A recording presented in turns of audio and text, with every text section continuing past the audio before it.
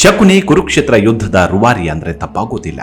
ಆತನೊಬ್ಬ ಇಲ್ಲದಿದ್ದರೆ ಆವತ್ತು ಕುರುಕ್ಷೇತ್ರ ಯುದ್ಧ ನಡೀತಿರ್ಲಿಲ್ಲ, ಕುರುವಂಶದ ನಾಶವೂ ಆಗ್ತಿರ್ಲಿಲ್ಲ. ಶಕುನಿಯನ್ನ ಮಹಾಭಾರತ ಕಾಲದ ಮಾಸ್ಟರ್ ಮೈಂಡ್, ಪಿತೂರಿಗಾರ ಎಂದೆಲ್ಲ ಕರೆಯಲಾಗುತ್ತೆ. ಶಕುನಿ ಯಾವಾಗಲೂ ಕೆಟ್ಟ ಆಲೋಚನೆಗಳನ್ನೇ ಮಾಡ್ತಿದ್ದ ಹಾಗೂ ತನ್ನ ತಂಗಿ ಹಾಗೂ ಅಳಿಯಂದಿರ ತಲೆಗೂ ಅದನ್ನೇ ತುಂಬುತ್ತಿದ್ದ. ಕಾರಣ ಶಕುನಿಗೆ ಕುರುವಂಶದ ಮೇಲೆ ಅಪಾರವಾದ ದ್ವೇಷವಿತ್ತು. ಮಹಾಭಾರತ ಯುದ್ಧ 18 ದಿನಗಳ ಕಾಲ ನಡೆದಿತ್ತು. ಶಕುನಿಯು ಕುರುಕ್ಷೇತ್ರ ಯುದ್ಧದ ಕೊನೆಯ ದಿನದವರೆಗೂ ಬದುಕಿದ್ದ. ಶಕುನಿಯು ಎಷ್ಟು ಚಾಣಾಕ್ಷನಾಗಿದ್ದನೆಂದರೆ ತನ್ನ ಮೇಲೆ ಯುದ್ಧಕ್ಕೆ ಬಂದವರಿಗೆ ಮಣ್ಣು ಮುಗಿಸಿ ಅಲ್ಲಿಂದ ಪಾರಾಗುತ್ತಿದ್ದ.